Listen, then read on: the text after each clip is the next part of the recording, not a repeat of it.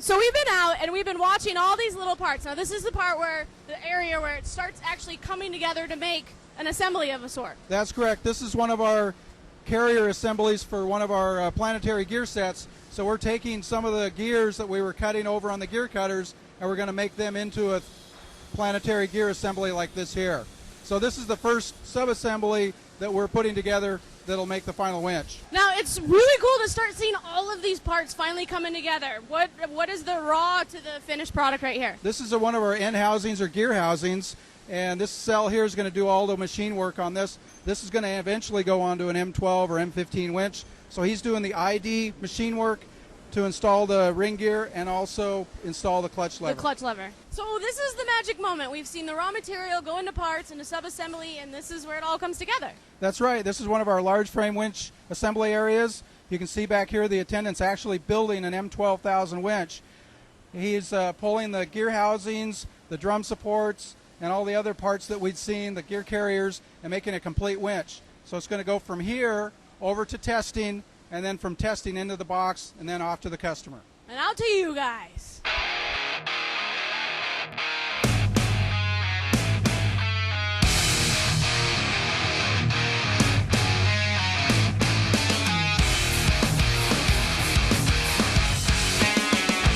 So there we go. That's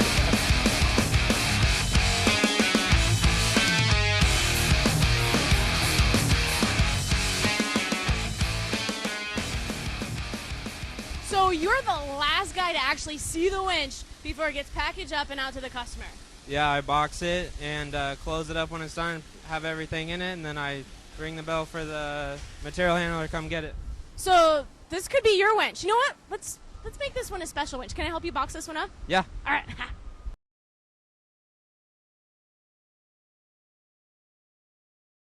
All right, so we've been checking out all the winches that we would use on our own recreational vehicles, but you guys also do little guys as well as the bigger guys, right? That's right. We do ATV winches, plus this is a motor sub-assembly for one of our severe duty 18 winches. This is an 18,000 pound winch component.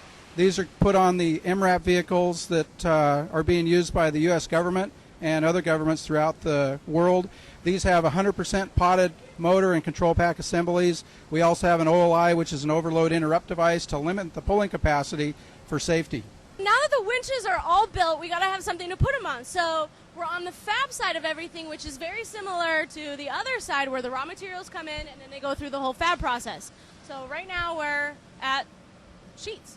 Yeah, we're here at the fabrication side of the business, starting with our flat sheet stock.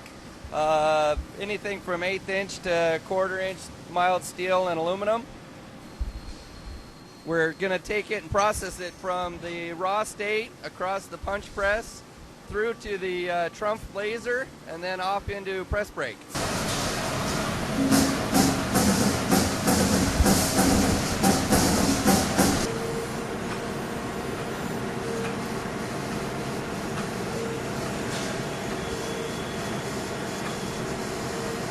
So it goes from sheet to punch to laser to part. Correct. Now how long does that take? This is going to take you about 3.5 minutes from raw sheet of steel through the punch, through the laser, and into the basket per part.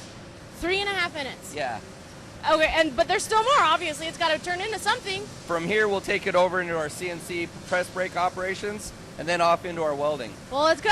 Let's go. All the parts have been completely lasered, and then they come over here to the brake. Correct. So what we've got over here is all your left-hand brackets, your right-hand brackets, your upper parts, your lower parts, coming into one kit. And the press brake is getting set up to bend each and every one of those profiles.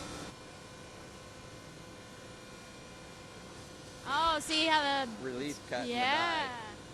So you can do an overbend on a 90. That's how you do it. Now, the parts are bent, and they come over here. Correct. We're over at our robotic welding center. What you're going to see here in front of you is two different setups. So we've got winch mounts, and we've got mounting brackets. And what they do is set up a bracket kit on one side and the winch mount on the other, and we'll proceed to see it rotate into position.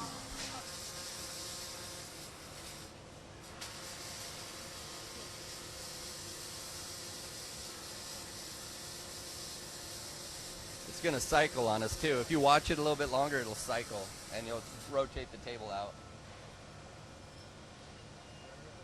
So we were just over at robotics, and I walked by, and I'm like, oh my gosh, there's a chick welding in there. What's your name? I'm Brittany. Brittany, how old are you? I'm 23. And how long have you been working here? About a month. About a month. How long have you been welding for? A few years, since probably 4 years. That's awesome. Now, what are you making right here? Rock sliders. Rock sliders. And Yep. these are your beads, and they're absolutely stunningly gorgeous. It looks like a robot did them. Thanks. Yeah. Dude, I love it. High five, sister, because I'm all about chicks welding and rocking out. It looks like there's robotic mandrel bending going on right here. Exactly. We have CNC bending for all of our brush guards, draw tubes, bumper configurations, anything you need. We can bend from 1/4 inch up to 2.5 inch. Do you do custom applications? No, unfortunately, we don't. All right, now, a lot of us know the benefits of powder coating, but this is the powder coating station, so tell us how the parts get from basically this to final product. You bet.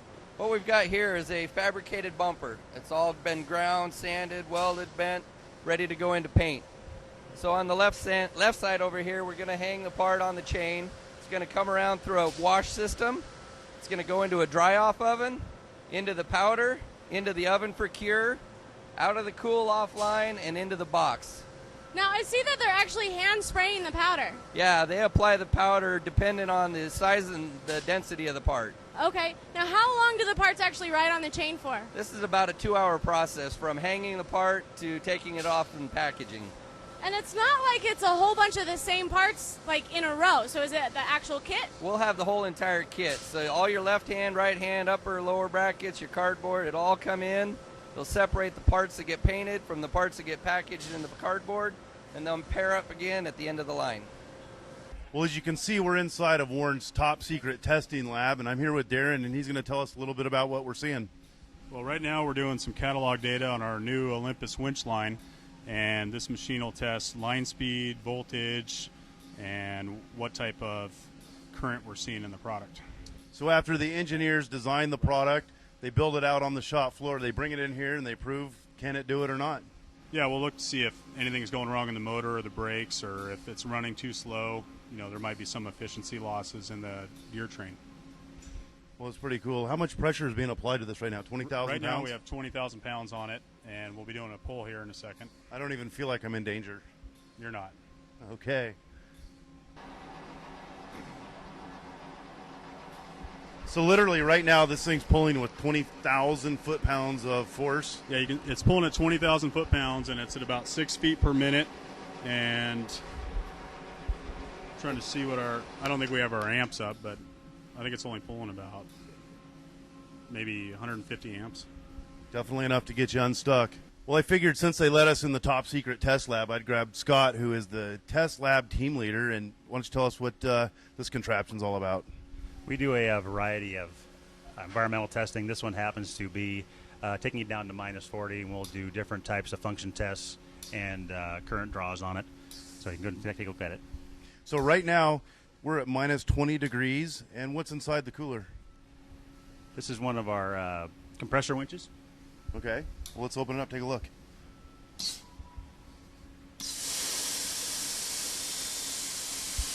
So am I understanding this right? My Warren winch is going to work at -20 degrees if I happen to be like wheeling in the Arctic? We test it down to that, yes. Wow. And there's other specs on depending on the severe duty or other applications. -20 isn't severe duty? That's standard duty? standard duty. Wow. Now, I know you're not suggesting that people go out and use their winch underwater, but you're testing it underwater. What's up with that? Well, depending on your application, we do have the proper seals in the winch to be able to run like a fording type application. But not every winch, like you said, will do that. It's more of our severe duty applications. And so you actually seal this up, pressurize it, and that simulates a certain depth underwater that you tested at? Most of them we put 5 to 7 psi on, so we simulate a meter's worth of submersion. So it's like, what, 3-point-something feet? That's right. All right, well, I guess they'll work 3-point-something feet underwater if you've got the right Warren winch.